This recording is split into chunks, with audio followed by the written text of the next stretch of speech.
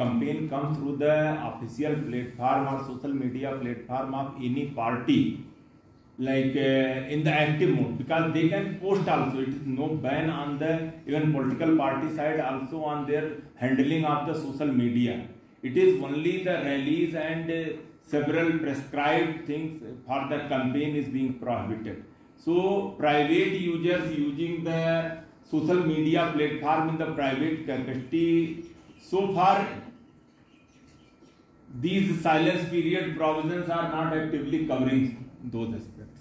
Then what's the point of restricting us? Like? No, because the rallies and other active polling activities can't be done. It can be one-to-one campaign only. Yeah. So these are the provisions. So I can't say more than that. So we have been duly following the process.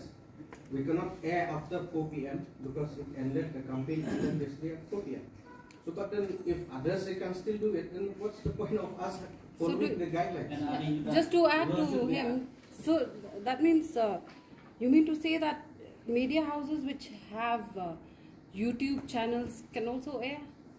Can we enlighten us? The official media channels, it is media houses.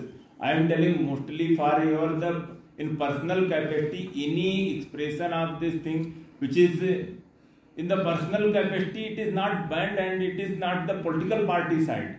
So that is my reply, and I already replied. I think we clarified the existing provisions on these aspects.